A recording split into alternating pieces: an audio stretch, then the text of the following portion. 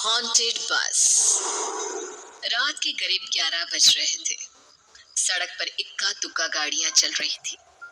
अपनी night shift खत्म करके शीला और निकिता बस स्टॉप पर खड़ी थी। आज तो हमें बहुत देर हो गई। पता नहीं घर जाने के लिए हमें कोई साधन मिलेगा भी या नहीं। अगर कोई साधन नहीं मिला तो कहीं रात इसी बस स्टॉप पर ना बितानी पड़े। अपनी काली जुबान बंद कर। जब देखो तब उल्टी बातें ही करती है। अरे कुछ देर रुक जाना, कुछ ना कुछ मिल ही जाएगा। लेकिन काफी देर तक इंतजार करने के बाद भी उन्हें कोई बस नहीं मिलती। धीरे धीरे समय के साथ साथ सड़क पर चलने वाली गाड़ियों का दिखना भी बंद हो जाता है। अरे ये देख, अब तो सड़क पर एक भी गाड़ी नहीं दिख रही। दूर दूर तक गाड़ी और किसी इंसान का नामो निशान नहीं है। एक काम करते हैं, वापस अपने ऑफिस चलते हैं। हम दोनों आज रात वहीं गुजार लेंगे। देख, तुझे अच्छी तरह पता है 10 बजे के बाद चौकीदार ऑफिस के मेन गेट पर ताला लगाकर अपने घर चला जाता है। ऑफिस जाने का कोई फायदा नहीं है। इस सुनसान सड़क को देख मुझे बहुत घबराहट हो रही है। एक काम करना, उसी चौकीदार के घर चलते हैं। वो भी तो परिवार वाला है। हम बेफिक्र होकर आज रात उसके घर पर रुक सकते हैं। अरे पागल, चौकीदार 10 बाई 10 की खोली में रहता है। उसके 4 बच्चे हैं। भला वो हमें अपने घर में कौन सी जगह देगा। अब तू ना ये बेकार की बातें बंद कर और चुपचाप खड़ी रह। शायद कोई लिफ्ट ही मिल जाए। फिर काफी देर इंतजार करने के बाद आखिरकार एक नीले रंग की बस उनके सामने आकर रुकती है। बस का दरवाजा खोल कंडक्टर उन दोनों से कहता है, कहिए कहाँ जाना है आप दोनों को? देखिए मेरी पूरी बस खाली पड़ी है। मैं आप दोनों को आपके ठिकाने पर छोड़ दूंगा। इतना कहकर कंडक्टर मुंह में भरे पान की पिचकारी सड़क पर दे मारता है। निकिता, लोगों का कहना है कि कुछ महीने पहले इसी तरह अंधेरी रात में एक नीली बस के अंदर कुछ बदमाशों ने एक जवान लड़की की हत्या कर दी थी। इस बस का रंग भी नीला है। कहीं ये वही बस तो नहीं? कंडक्टर शीला की बात सुन लेता है और मुस्कुराते हुए कहता है, देखिए मेम साहब, उस घटना के बारे में मैंने भी सुना है। माना कि उस बस का रंग और मेरी बस का रंग एक है, लेकिन दुनिया में नीले रंग की एक ही बस तो नहीं है ना। हाँ, ये तो सिर्फ एक इत्तेफाक है। देखिए, हमारी बस में एक मेम साहब पहले से ही बैठी हैं। चाहे तो आप देख लीजिए। निकिता गर्दन उठाकर देखती है तो बस के पीछे वाले हिस्से में एक लड़की कंबल ओढ़े बैठी हुई थी। सही तो बोल रहे हैं भैया, बस में पहले से एक लड़की बैठी है। चल अब हम भी बैठ जाते हैं, वैसे भी बहुत देर हो गई है। अरे ठहर जाना निकिता, मुझे डर लग रहा है। अरे तुझे इतना ही डर लग रहा है तो तू यहीं खड़ी रहे, मैं तो चली। अरे तुम मुझे छोड़कर कहाँ जा रही है? मैं भी चलती हूँ। दोनों बस में जाकर बैठ जाती हैं। देखते ही देखते ड्राइवर बस को तेज रफ्तार में चलाना शुरू कर देता है।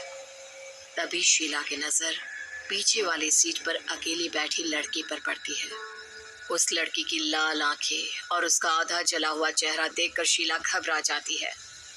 सुन निकिता, हमारे पीछे जो लड़की बैठी है ना, उसकी आंखें एकदम खून की तरह लाल और चेहरा किसी चुड़ैल की तरह डरावना दिख रहा है।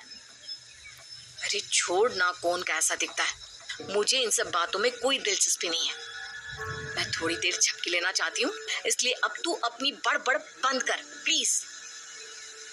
बेफिक्र निकिता अपनी आंखें बंद करके बैठ जाती है।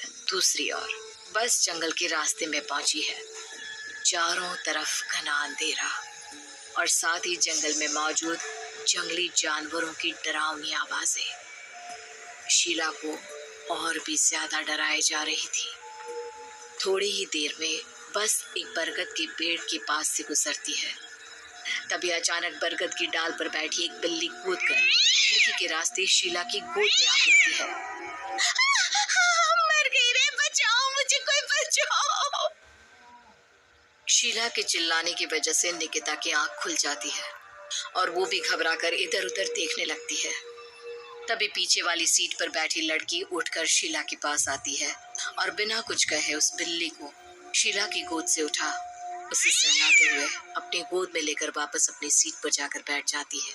अरे शीला, तू तो बहुत ही डरपोक है। जरा जरा सी बात पर उछल पड़ती है। मैं कल से अकेले ही सफर करूंगी। अरे मैं क्या करूं? वो बिल्ली अचानक मेरी गोद में आ गिरी। अपनी बकवास बंद कर और मुझे चैन से सोने दे। इस तरह शीला को डांटकर निकिता फिर सो जाती है, पर तभी अचानक एक झटके से ब्रेक लगाकर ड्राइवर बस को रोकता है। शीला खिड़की से बाहर झांक कर देखती है तो उसे सड़क के किनारे एक काला आदमी खड़ा दिखाई देता है।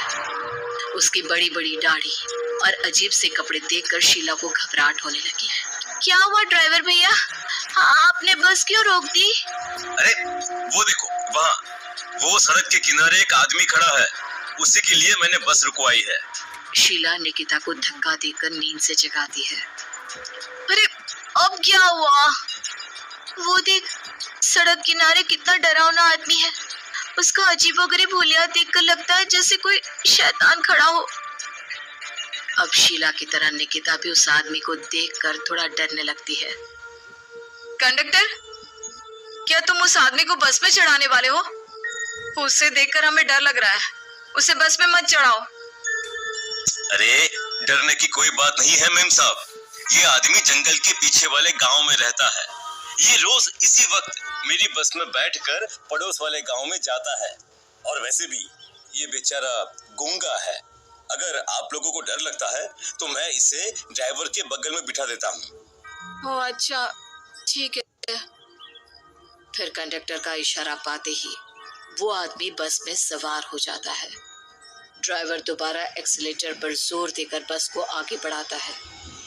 थोड़ी ही देर में बस एक घाटी पर चढ़ती है। बस के एक तरफ गहरी और डरावनी खाई थी, पर ड्राइवर को इस बात से कोई फर्क पड़ता नजर नहीं आ रहा था। वो लगातार बस की रफ्तार बढ़ाकर बस चलता जा रहा था। ड्राइवर भैया, आप देखते नहीं क्या बगल में इतनी गहरी खाई है? बस की रफ्तार लगातार बढ़ाए जा रहे हो, थोड़ा धीरे चलाओ ना। अरे मेम साहब, घबराने की कोई बात नहीं है, ये तो मेरा रोज का काम है। मैं तो यहाँ इसी रफ्तार से बस चलाता हूँ। अब बेफिक्र होकर अपनी सीट पर बैठ जाइए, आपको कुछ नहीं होगा। ड्राइवर के कहने पर निकिता शांति से बैठ जाती है। कुछ दूर चलने पर अचानक ड्राइवर बस को सड़क के किनारे रोक देता है।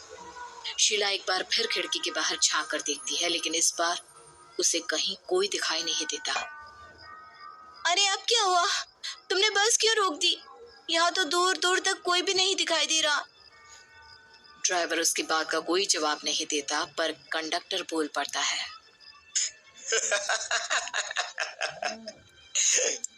ये हमारी फेवरेट जगह है, हम अपने सारे अच्छे काम यहीं पर करते हैं। अब हमारा प्रोग्राम खत्म होने के बाद ही बस यहाँ से आगे बढ़ेगी। इतना कहते ही कंडक्टर सीट के नीचे रखी एक शराब की बोतल निकालता है। अरे ये सब क्या है?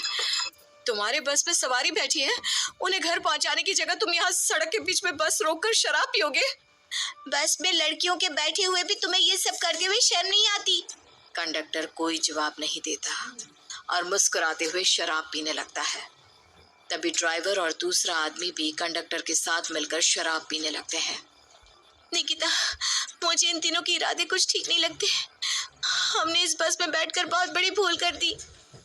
तू घबरा मत, मैं हमेशा अपने पर्स में छोटा सा चाकू रखती हूँ। उसके रहते ये तीनों हमारा कुछ नहीं बिगाड़ पाएंगे। देखो गज्जू भैया, हमारी बस में इस समय 3 जवान लड़कियां बैठी हैं। कहो कहो सबसे पहले किसका शिकार किया जाए? मैं तो कहता हूँ कि सबसे पहले वो जो पीछे अकेले जो बैठी है ना, उसे पकड़ कर लाओ। उसके बाद इन दोनों का प्रोग्राम फिट करेंगे। ठीक है, जैसी तुम्हारी मर्जी। अब वो आदमी पीछे वाली सीट पर बैठी लड़की के पास पहुंचकर उसका हाथ पकड़ लेता है, लेकिन तभी अचानक उस लड़की की आंखें जरूरत से ज्यादा बड़ी और लाल होने लगती है। उसका चेहरा गुस्से से लाल और उसके मुंह से नुकीले दांत दिखने लगते हैं। अरे अरे ये क्या? ये लड़की अचानक इतनी खतरनाक कैसे बन रही है? इतने में वो लड़की उस आदमी को उठाकर वहीं सीट पर पटक देती है। मुझे हाथ लगाएगा, तेरी हिम्मत! जोर से चीखते हुए वो लड़की उस आदमी पर हमला कर देती है और पल भर में ही उस आदमी का काम तमाम हो जाता है। ये देख ड्राइवर और कंडक्टर के होश उड़ जाते हैं। इतने में ड्राइवर अपनी जान बचाने के लिए तुरंत बस से बाहर कूद जाता है। पर तभी बस के पीछे की तरफ से तेजी से आ रहा एक ट्रक उसे कुचल कर चला जाता है। एक ही पल में अपने दोनों साथियों की मौत देख अब कंडक्टर के हाथ पैर कांपने लगते हैं। ये सब देख निकिता और शीला के भी होश उड़ जाते हैं। वो चुपचाप अपनी सीट पर ही छुप कर बैठी रहती है। अरे अरे अरे कौन हो तुम और तुम इतनी भयानक कैसे बन गई? अब वो लड़की गुस्से में गुर्राते हुए कंडक्टर का गला पकड़ लेती है। इतनी जल्दी मुझे भूल गए? कुछ महीनों पहले तुम तीनों ने बड़ी बेरहमी से मेरी हत्या की थी और फिर शहर छोड़कर भाग गए। कई दिनों से मैं तुम तीनों के इंतजार में भटक रही थी। आज जाकर मेरा बदला पूरा होगा। अब तू भी अपने साथियों की तरह जहन्नम पहुंच जाएगा। अब वो लड़की कंडक्टर को उठाकर बस के पास मौजूद खाई में फेंक देती है। कंडक्टर एक बड़े पत्थर से जा टकराता है और उसकी भी मृत्यु हो जाती है।